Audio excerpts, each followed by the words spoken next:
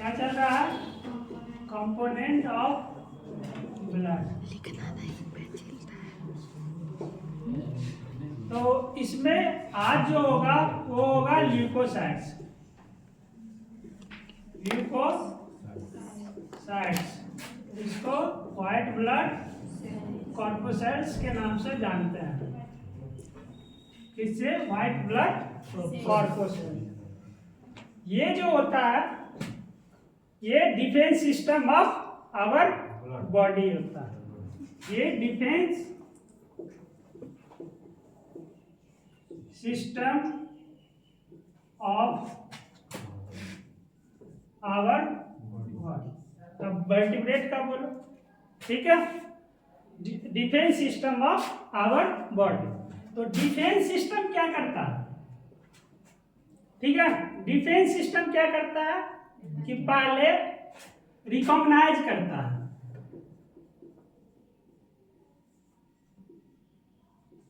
पहले क्या करेगा? रिकॉग्नाइज करेगा। देखो जब भी कोई फोर्स है, चाहे कमांडो हो, कुछ भी हो, ठीक है, तो वो सबसे पहले क्या होता है? अपने दुश्मन को पहचानता है। ठीक है, सही में ये आदमी वो है कि नहीं जिसको उसकी खोज रहती है। ठीक है, जिसको वो खोजते रहते हैं, उस तरह के एलिमेंट को, उस तरह के आदमी को तो पहले रिकॉग्नाइज करता है। ठीक है, तो दैट मीन्स पहले पहचान लिया। डब्ल्यूबीसी भी वही करता है। डब्ल्यूबीसी भी वही करता है, पहले रिकॉग्नाइज करता है, देन उसको क्या करता है? क्या करेगा? डिस्ट्रॉयड करेगा, ठीक है, या रिस्पॉन्स करेगा उसको। अभी तो रिस्पॉन्स क्या सी रिस्पॉन्स, वो क्या करेगा? रिस्पॉन्स करेगा, या रिस्पॉन्स है ना। तो ये रिस्पॉन्स करेगा, पहले रिकॉग्नाइज किया, फिर क्या करेगा? रिस्पॉन्स करेगा। अब देखिए, अब कोई क्वेश्चंस कर सकते हैं यहाँ पे, किसी के पास कोई क्वेश्चंस है तो कर सकते हैं। क्या सर पूरे शरीर में यही डब्ल्यूबीसी इस काम के लिए होता है कि और कोई भी होता है?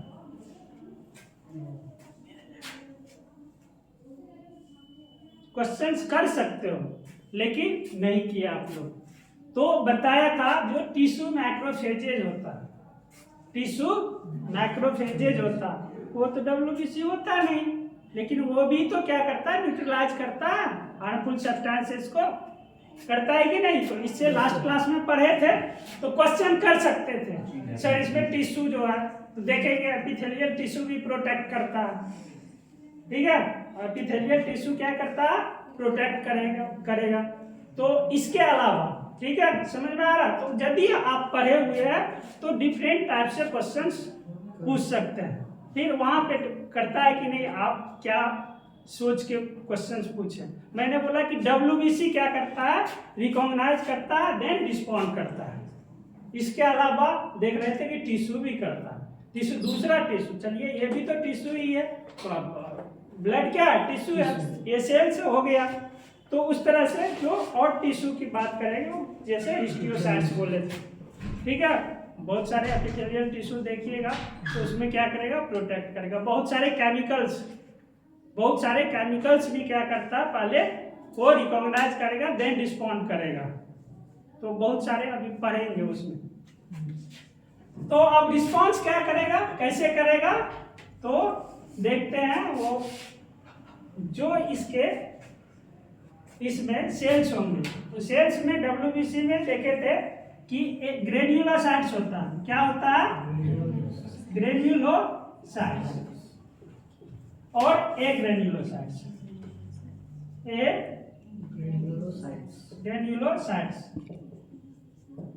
ग्रेन्युलोसाइट्स में देखे थे क्या आता है? Neutrophil,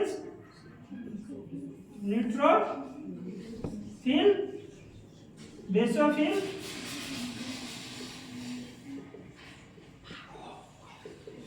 eosinophil. क्या होता है? एसिनोफिल। समझ में आ गया? ये ग्रेन्युलोसाइट्स, दैट मीन्स इसके साइटोप्लाज्म में ग्रेन्यूल्स होंगे। ठीक है, इसके साइटोप्लाज्म में क्या होगा? ग्रेन्यूल्स होगा, इसीलिए इसको ग्रेन्युलोसाइट्स।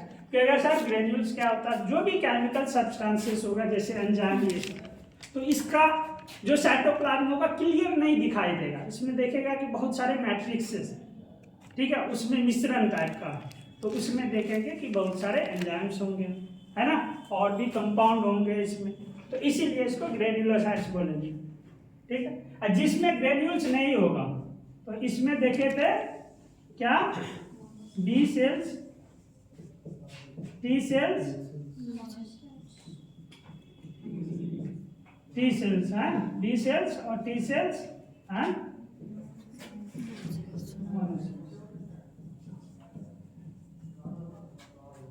ठीक है। दैट मीन्स ये दोनों क्या हो गया, लिम्फोसाइट्स हो गया, लिम्फोसाइट्स। अब बताइए कि इसमें से स्पेसिफिक इम्यूनिटी कौन प्रोवाइड करेगा, स्पेसिफिक इम्यूनिटी।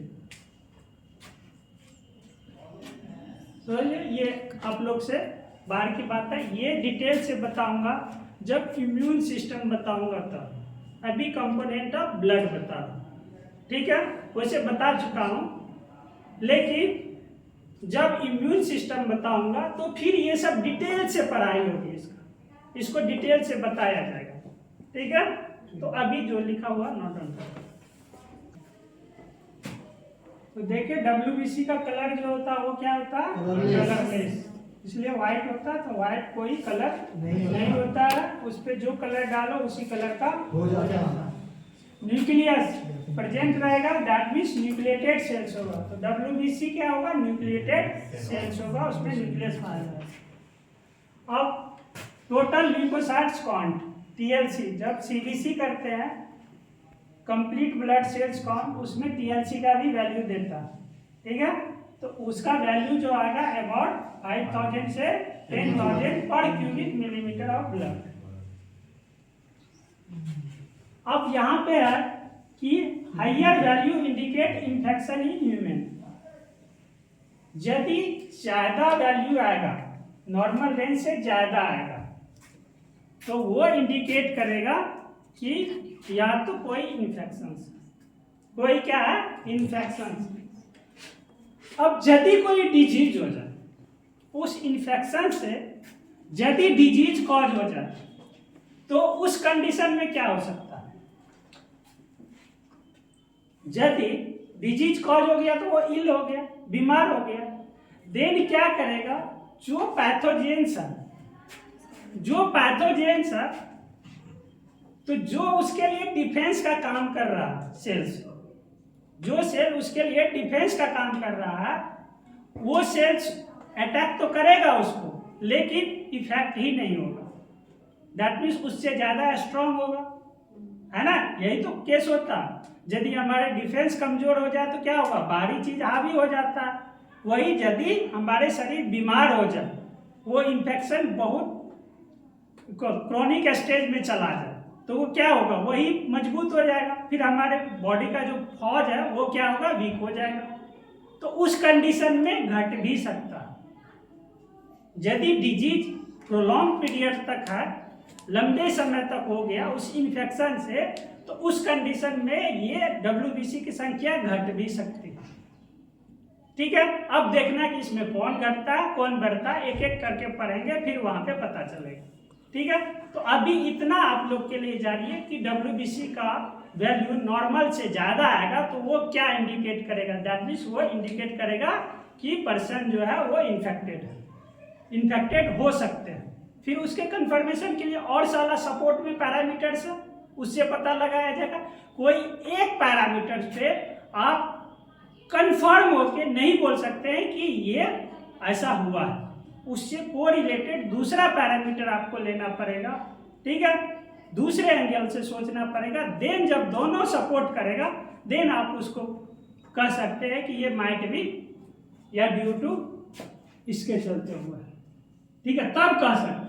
एक पैरामीटर पे आप उतने कॉन्फिडेंट होके नहीं बोल सकते, ठीक है, दैट मीन्स वो हो गया ओवर कॉन्फिडेंट, तब हो गया, तो ओवर कॉन्फिडेंट तब होना चाहिए जब हमारे सपोर्ट में बहुत सारे पैरामीटर्स, तब ओवर कॉन्फिडेंट होना चाहिए।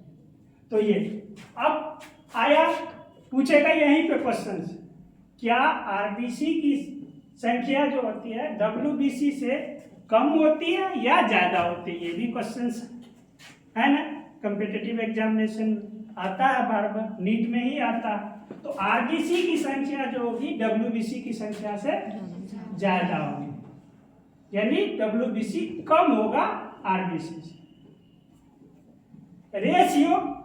रेशियो जो होगा अबाउट आरबीसी डब्ल्यूबीसी का, देखिए ये 600 है तो डब्ल्यूबीसी 1, यदि रेशियो की भी बात करें यानी 600 टाइम्स ज्यादा है। क्या है? 600 टाइम्स लगभग ज्यादा है। शेप जो होगा इरेगुलर, यहाँ अमोबॉइड लिखा, अमोबॉइड शेप, दैट मीन्स अमीबा का शेप देखे होंगे कि चेंज होते रहता, इरेगुलर होता, कोई डिफिनिट शेप नहीं होता, दैट मीन्स इसीलिए उसको अमोबॉइड शेप लिखा गया। साइज लार्जर देन आरबीसी, कितना साइज होगा? ये 12 से लेकर 20 micrometre in diameter. Structure consist of cell membrane, जिस तरह आरबीसी में सेल मेम्ब्रेन रहेगा उसी तरह इसमें सेल मेम्ब्रेन रहेगा, लेकिन आरबीसी में, मैच्योर आरबीसी में न्यूक्लियस नहीं रहेगा, इसमें न्यूक्लियस रहेगा। साइटोप्लाज्म उसमें भी रहेगा, साइटोप्लाज्म इसमें भी है। सेल ऑर्गेनेल, अब देखे थे वहां पे mitochondria, Golgi body, endoplasmic reticulum ये नहीं रहेगा उसमें, किसमें? आरबीसी में, लेकिन यहाँ पे ये सेल ऑर्गेनेल होगा। सेल ऑर्गेनेल में पढ़े थे साइटोलॉजी में, माइटोकॉन्ड्रिया है ना, गोल्जी कॉम्प्लेक्स है ना, इंडोप्लाज्मिक रेटिकुलम एक्सेट्रा जो होगा इसमें होगा, सेंट्रियोल भी होगा इसमें।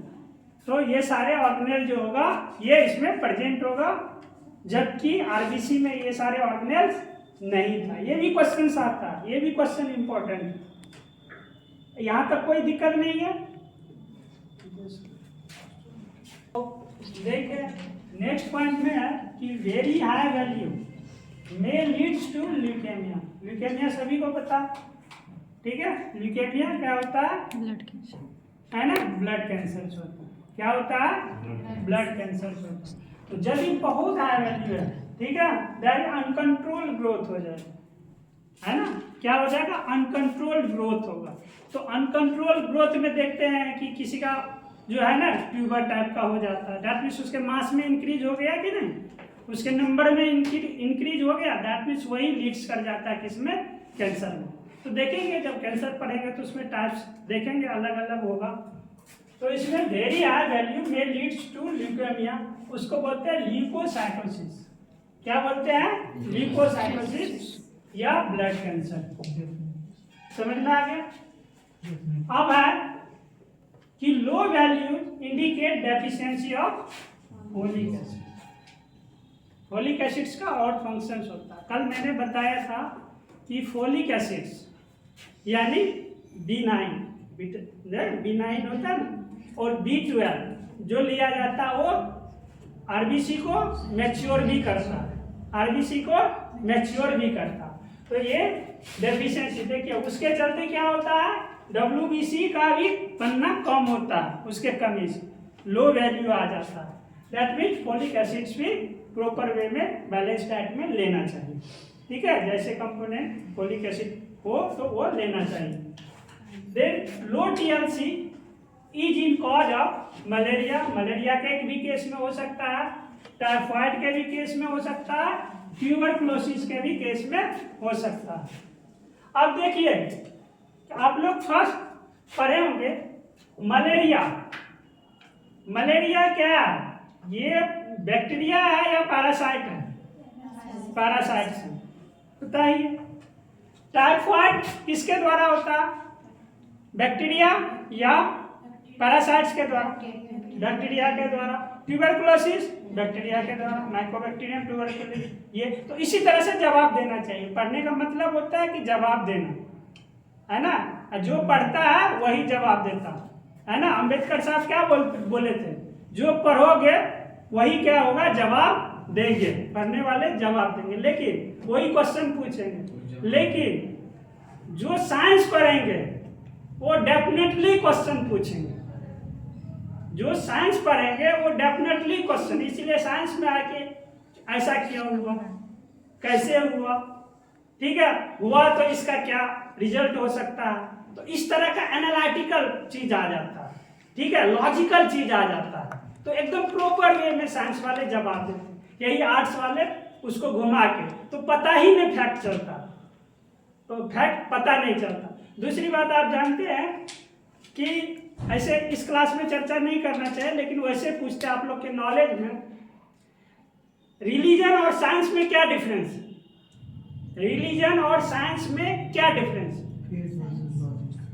ठीक, क्या है, हाँ बिल्कुल, फेथ, रिलीजन क्या है, फेथ है, विश्वास है, और साइंस जो है वो क्या है, ट्रू है, सत्य है, इसीलिए कि वो क्या करते हैं, अपने लॉजिक के अनुसार उसको प्रूव करते हैं, एविडेंस के अनुसार वो प्रूव करते हैं, दैट मीन्स वो ट्रू हो गया, वो सत्य हो गया। लेकिन जो है रिलीजन वो क्या है, फेथ हो गया, विश्वास है, सबका अपना अपना विश्वास है, समझ में आ गया, यहां तक कोई दिक्कत है? तो उसमें से ग्रेन्युलोसाइट्स में पहला क्या है, 3 पार्ट में उसको बांटा गया है, न्यूट्रोफिल्स, एसिनोफिल्स और बेसोफिल्स। तो उसमें पहला न्यूट्रोफिल्स, देखे थे, ये मस्ट नंबर, यानी बहुत ज्यादा नंबर में ये रहेगा, ठीक है, और सबसे जैसे बेसोफिल्स है, एसिनोफिल्स है, ये ज्यादा रहेगा न्यूट्रोफिल्स, कितना रहेगा, 50 to 75%। एंड ग्रेन्यूल्स होगा, साइज जो होगा 9 to 12 माइक्रोमीटर, लाइफ स्पैन, ठीक है, स्पैन बोलो जो प्रोनाउंसिएशन हो सही लगे वो, लाइफ स्पैन जो होता है इसका 10 से 12 आवर्स, जबकि आरबीसी का देखे थे 120 डेज अबाउट, ठीक है, ह्यूमन। न्यूक्लियस लोब्ड होगा, ये लोब्ड दिख रहा है, 1 लोब, 2 लोब, 3 लोब, है ना, तो मल्टी लोब्ड होगा, इसमें क्या होगा, मल्टी लोब, ये क्वेश्चन आता है, ठीक है, ये न्यूक्लियस जो होगा इसमें ये लोब्ड होगा और ये मल्टी लोब्ड होगा, ठीक है, ये भी आता है। नोट में है कि certain neutrophils in female mammals, ठीक है, फीमेल में जो होगा, possesses a small spherical lobe attach to their nucleus, उसके न्यूक्लियस अटैच रहेगा बाय ए स्टॉक, किसके द्वारा, स्टॉक के द्वारा। This lobe is called drumstick. आप ड्रम स्टिक और भी देखे होंगे अपने आसपास, किसको बोलते हैं ड्रम स्टिक, किसको बोलते हैं, ड्रम स्टिक जो होते हैं, जो हम लोग एक वेजिटेबल है, सहजन, मोरिंगा ओलियोफेरा, मोरिंगा ओलियोफेरा, वो सुपर फूड होता है, क्या होता है, सुपर फूड, जितने भी उसमें अमाइनो एसिड्स प्रचुर मात्रा में पाया जाता है, प्रोटीन प्रचुर मात्रा में पाया जाएगा, बहुत सारे मिनरल्स प्रचुर मात्रा में पाया जाता है, तो जो भी इसेंशियल चीज, ऐसे संतुलित बैलेंस डाइट होता है छोटे बच्चे के लिए माँ का दूध, उसी तरह वो बैलेंस डाइट है बड़े के लिए, जो बड़े लोग तो माँ का दूध नहीं पिएंगे, उसके लिए बैलेंस डाइट में मोरिंगा ओलियोफेरा हो गया, वो जितना तक हो सके आदमी को सेवन करना चाहिए, लेना चाहिए, ठीक है, मोरिंगा ओलियोफेरा। तो उसमें भी देखते हैं उसका लीफ का ही अलग इंपॉर्टेंस है, लीफ में अलग अलग वही न्यूट्रिएंट है, उसके वेजिटेबल्स होते हैं उसमें अलग अलग का न्यूट्रिएंट्स होगा, तो वो ड्रम स्टिक। लेकिन यहाँ पे जो ड्रम स्टिक होगा स्टिक टाइप से, ये ठीक है, स्टॉक टाइप से, स्टॉक जो निकल के आ जाता है नहीं, इस तरह से देखे होंगे, तो एक अलग टाइप का कोई स्ट्रक्चर, दैट मीन्स वो स्टिक और सॉरी स्टॉक तो होगा। This lobe is called drum, सही है, उसको बार बॉडी जो भी बोले इसके नाम से इसको जानते हैं, ठीक है, उसको बार बॉडी भी बोल सकते हैं या बैर बॉडी भी, कोई ऐसे बोल दिए तो फिर वो बोल सकते हैं। तो ये बैर बॉडी के बारे में पढ़ा जाएगा जब क्रोमोसोम पढ़ाया जाएगा, ठीक है, इसका कि ये क्या क्या करता है, फिर वहाँ पे जब क्रोमोजोम डिटेल से पढ़ाया जाएगा उस टाइम में, जो इवन जेनेटिक्स में भी पढ़ाया जाएगा, जब जेनेटिक्स की क्लास होगी उसमें डिटेल से पैर बॉडी के बारे में पढ़ाया जाएगा। ठीक है, अभी यहाँ पे इतना जान लीजिए। न्यूट्रोफिल ईट, ये क्या करता है? ईट करता है, इनगल्फ करता है हार्मफुल पैथोजन को। किसको? Harmful pathogen. पैथोजन क्या होता है? डिजीज कॉजिंग एजेंट होता है। ठीक है, या उसको जर्म्स भी बोलेंगे। तो ये डिजीज कॉजिंग एजेंट हुआ, so it is called phagocytic cell. तो देखते हैं कि न्यूट्रोफिल जो होगा वो क्या करता है? मैक्रोफेजेज का काम करता है, दैट फैगोसाइटोसिस का काम करे। इसके अलावा सेल्स में और बताए थे जो क्या करता है? फैगोसाइटिक करता है। मैक्रोफेजेज, मोनोन्यूक्लियर मैक्रोफेजेज एक लिस्ट ही बताया था आप लोग को, है ना? मोनोसाइट्स, उसके बाद हिस्टियोसाइट्स, कफर सेल्स, ये सब बताया था। मिसेंजियल सेल, ब्रेन का अलग, लिवर का अलग, सबका बताया था मैंने। ये सब इतना ही इंपॉर्टेंट है किसके लिए? नीट पॉइंट, नीट के लिए या कोई कंपटीशन एग्जाम के लिए जहाँ जनरल साइंस पूछा जाता है।